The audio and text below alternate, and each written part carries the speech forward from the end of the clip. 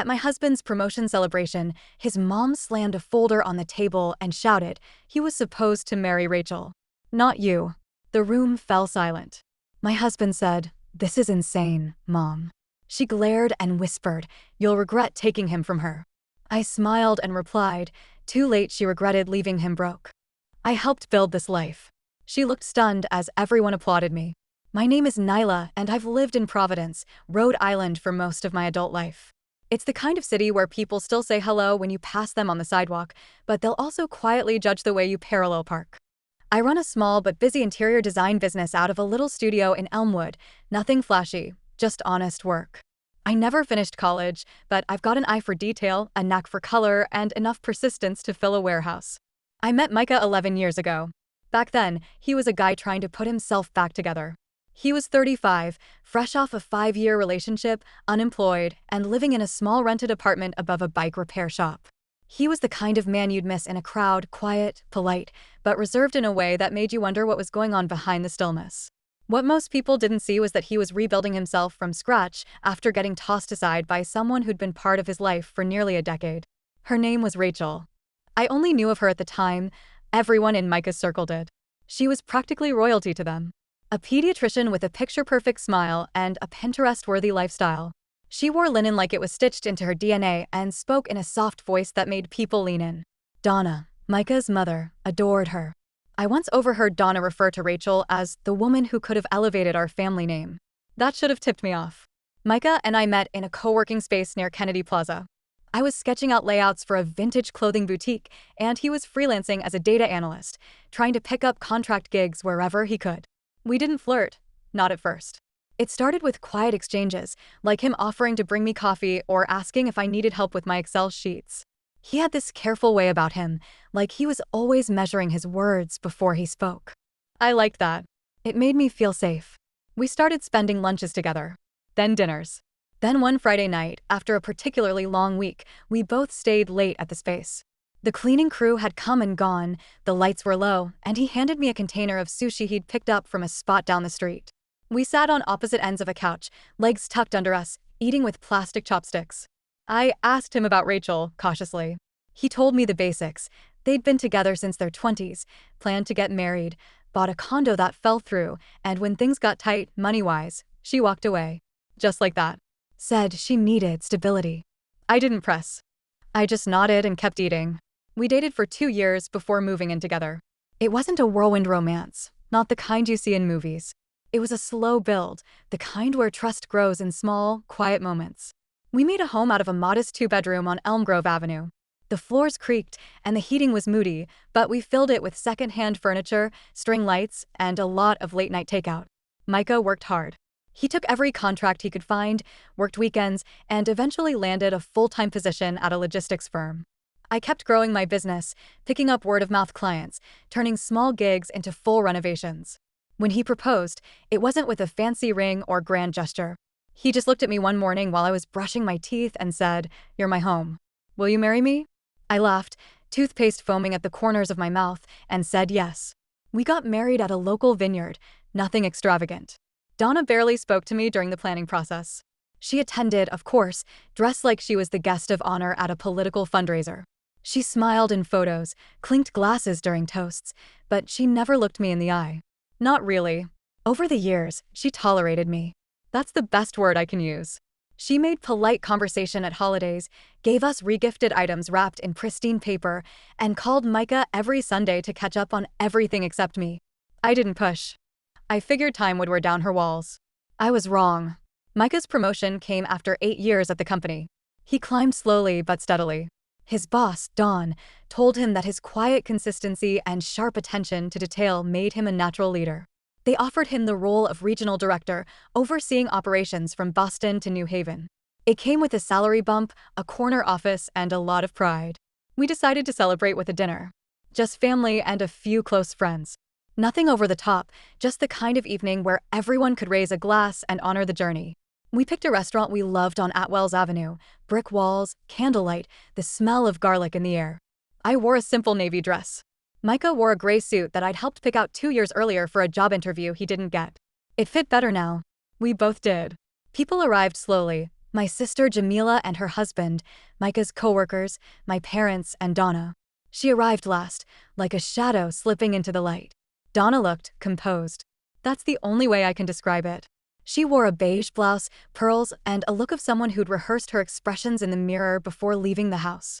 She carried a red leather folder clutched tight against her side. I noticed it right away but didn't think much of it. Dinner moved along as expected. Toasts were made. Glasses were lifted. Micah gave a short, heartfelt speech thanking everyone who supported him. I held his hand under the table and felt the weight of those years of ramen dinners, job rejections, and nights we sat quietly, wondering if any of it would pay off. And then it happened. Just as dessert arrived, Donna stood up. It wasn't dramatic at first. She didn't clear her throat or clink a glass. She just rose from her seat and placed the red folder on the table with a flat, decisive smack. The room quieted. She looked directly at me. Not Micah. Me. And then she said it. He was supposed to marry Rachel. Not you. It wasn't shouted. It wasn't whispered. Just spoken aloud, as though announcing the weather. The entire table froze. Micah turned to her, his face drained of color. This is insane, Mom, he said, barely above a whisper. She ignored him. You'll regret taking him from her, she said next, with venom that didn't match her even tone. For a moment, I couldn't breathe. But then something clicked inside me, not anger, not sadness, but something closer to resolve. I looked at her and said, simply, too late. She regretted leaving him broke. I helped build this life. It came out quieter than I intended. But it didn't need to be loud. Donna stared at me. Something flickered across her face, shock, maybe. Disbelief. She hadn't expected me to say anything. She'd expected silence, maybe tears. But not that. What happened next still stuns me. Applause. It started with Jamila. Then Dawn. Then others joined in, clapping not because it was a show, but because they understood something real. Donna picked up her purse, looked at Micah, then at me, and walked out. No words. Just heels clicking against the tile floor and the soft creak of the restaurant door swinging shut. That was a week ago. A few days later, a card arrived in the mail. No return address, but I knew it was her. Inside was a photo of Rachel, holding a baby, smiling in front of a white house with blue shutters. On the back, written in looping cursive, were the words, "What could have been." Micah didn't say anything. He just lit a match and burned it in our fire pit that night. And I watched the flames flicker across his face, grateful for the quiet, steady man beside me and the life we built from the ashes of someone else's expectations. After that night with the fire pit and the burned photo, things didn't just settle. They shifted quietly, but unmistakably. Micah didn't talk about the card, and I didn't ask. It was as if we'd both silently agreed that some things didn't deserve our energy. But the truth was, that card had burrowed its way into the corners of our peace. Not because of what it said, but because of what it represented. Donna wasn't letting go. Not of Rachel. Not of some fantasy where Micah's life played out the way she'd imagined it. And despite what I told myself, I started to feel it. A dull weight I couldn't quite name. A few days after the celebration, Micah came home later than usual. He looked tired, not physically, but in that drained, quiet way he gets when he's turning something over in his head. He kissed me on the cheek, put his bag down, and went to the sink to rinse out his thermos like he always did. Routine, grounding. We ate leftovers. Chicken with roasted vegetables. I picked at mine. He barely touched his. I ran into Rachel's brother at the pharmacy, he said suddenly, without looking up. I paused, fork midair. Eli? I asked. He nodded. He said Rachel's back in town. Temporarily. Something about helping their parents while her husband's deployed. I didn't respond. I just waited. He mentioned the baby, Micah added. Said her name is Clara. Still, I said nothing. He finally looked up. I didn't say anything about us. Just kept it polite. Okay, I replied. I didn't trust myself to say more than that. We cleaned up in silence that night. The air between us didn't feel hostile, just heavier. Like we were carrying something neither of us wanted to name. Over the next few days, I noticed Micah checking his phone more often. Not obsessively, but enough that I noticed. Once, I walked into the room and saw him staring at his screen, his thumb hovering just above it. He didn't see me. When he did, he locked it and smiled. That smile didn't reach his eyes. I didn't accuse him of anything. That wasn't who we were. But the tension, the unspoken, the what if of it all, started building in the quiet moments. In the small gaps between words, the hesitation in our touch, the longer silences at night. One morning, about 2 weeks after the dinner, I got a call from Donna. I almost didn't answer. Hello? I said, already bracing for something unpleasant.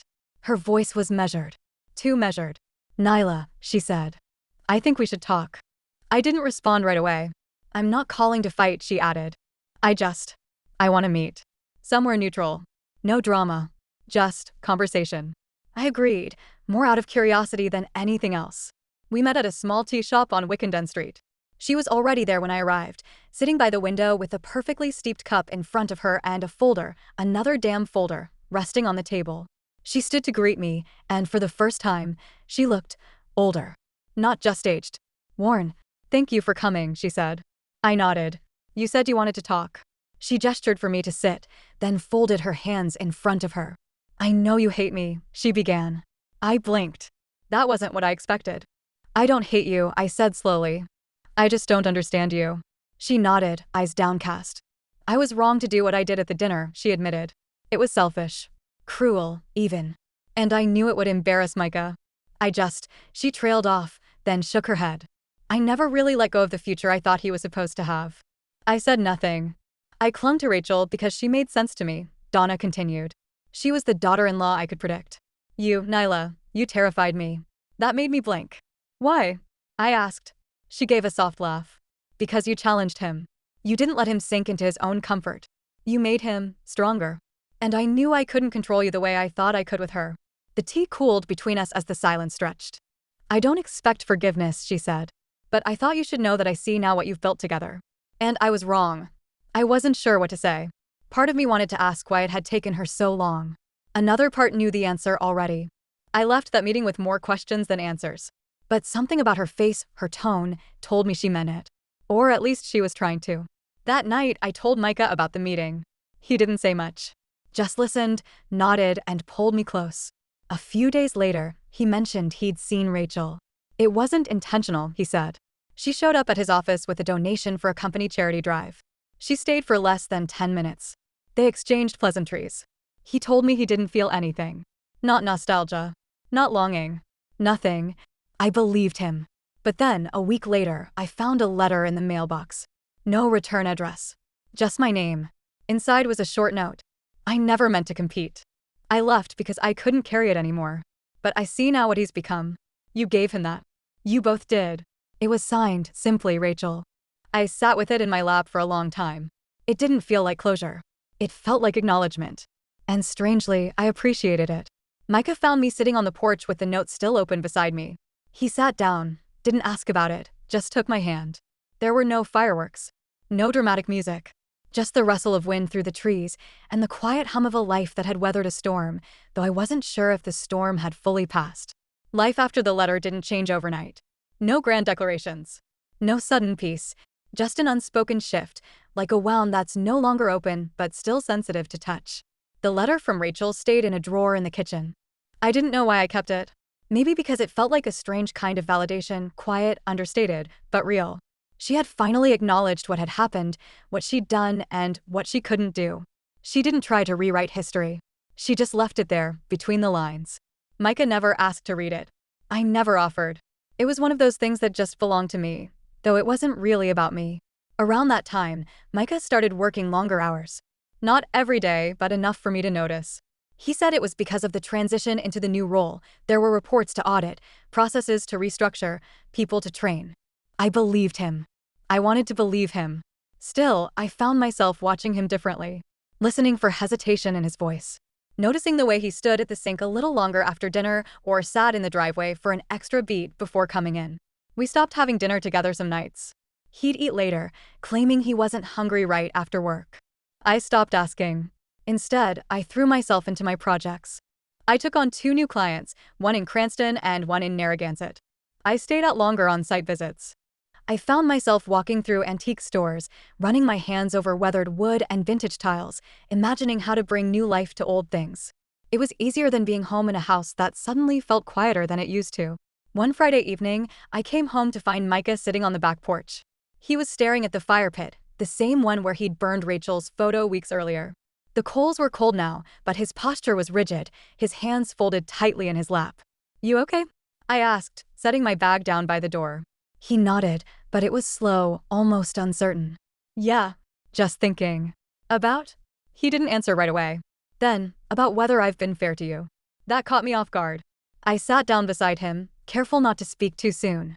He glanced at me, then looked away again. I never asked you how all this made you feel.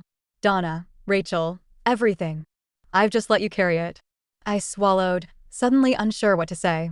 I guess I didn't think you needed me to ask, he added. That's the thing, I finally said. I didn't think I did either. It wasn't an accusation. Just the truth. We sat there a while longer, neither of us saying anything. The wind picked up a little, rattling the leaves that had begun to fall from the elm tree in the yard. Micah reached over and took my hand. He squeezed it lightly. I don't want to lose this. I nodded. Then let's stop pretending we're fine and talk about the parts that aren't. It was the first time we'd really said it out loud. That things weren't just about Donna's outburst or Rachel's letter. They were about us, how we'd slowly shifted into orbit around a version of our life that looked perfect from the outside, but had started to hollow in the middle. We didn't solve anything that night. But it was a beginning. The following week, Donna called again. This time, she asked if she could come over. Not for dinner. Not for any occasion. Just to sit and talk. I hesitated. Every part of me wanted to say no. But another part, maybe the tired, slightly softened part, said yes.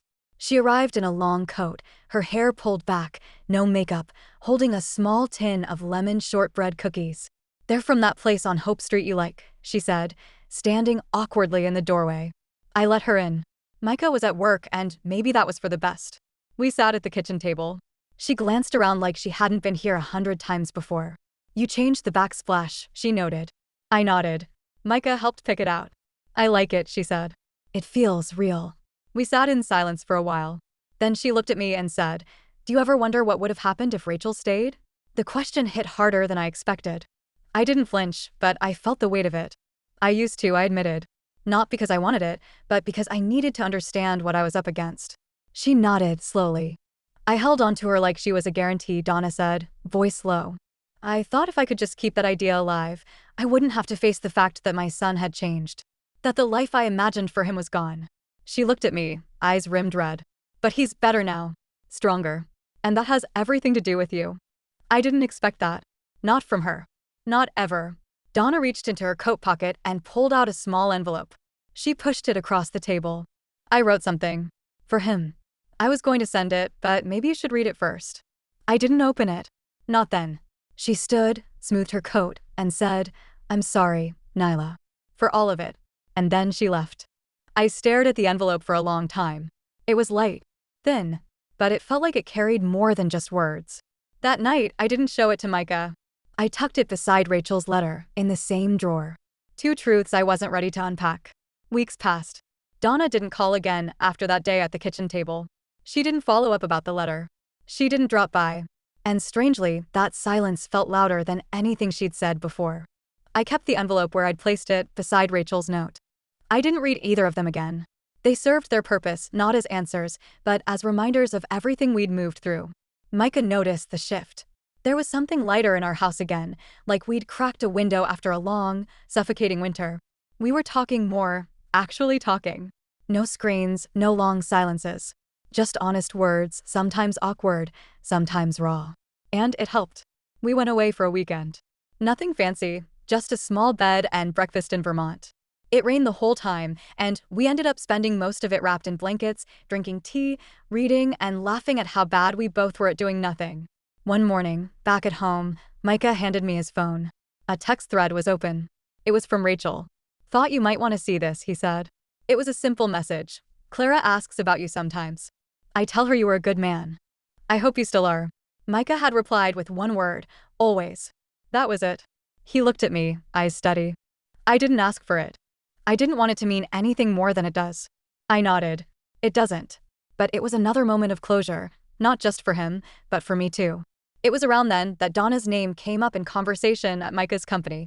His promotion had made him more visible, and she had started sending small, unsolicited emails to his colleagues, links to articles, photos of Rachel at medical events, and vague notes implying that Micah's best years were before his current relationship. All worded politely enough to pass as motherly concern, but it didn't take long for people to read between the lines. Micah found out from Dawn, his boss. She's been sending this stuff to the team, Dawn had said over lunch. I didn't want to get involved, but it's starting to look bad. Not for you, for her. That's when I knew it was time. I didn't want revenge. I wanted something better. Something lasting. I asked Jamila to help. She was in marketing and owed me one after I helped stage her condo for resale. We gathered everything, screenshots, printed copies of emails, the photo card of Rachel and Clara, and Donna's letter to Micah, which I finally opened. It was a lengthy, apologetic note, peppered with regrets and underlined names. Rachel's name appeared 6 times. I crafted a letter of my own, not to Donna, but to the board of the local charity she chaired, a prominent volunteer group in the city tied to the hospital where Rachel once worked. Donna's role was honorary, but her image was everything. The charity's reputation was pristine, its members affluent and sharp-eyed. The letter outlined her behavior, subtle, factual, unemotional. It included anonymized snippets of her meddling emails and pointed to how her conduct reflected on the organization. I didn't need to exaggerate. The truth was enough. Jamila helped send it to the right people. She knew how to make it land where it would count. It didn't take long. 2 weeks later, Donna resigned from the board to focus on personal matters. It was written in the local newsletter, in the smallest font possible. But everyone saw it. She called Micah the next day, her voice tight. "You let her do this?" she asked. "I didn't let her do anything," he said calmly. "You did this to yourself." And he hung up. That was the last time she tried to interfere. We didn't cut her off. That would have made her feel powerful in some twisted way. Instead, we let her stay in the periphery, always invited to holidays, always welcome to call. But she was never again given the spotlight, never the center of anything. Micah stopped taking her calls weekly. He stopped explaining his choices to her. And without the attention she craved, her presence began to fade. Not into nothing, but into exactly what she'd earned: distance. A year later, we hosted a summer cookout at our home. Same backyard. Same fire pit. Some of the same guests from the dinner that changed everything.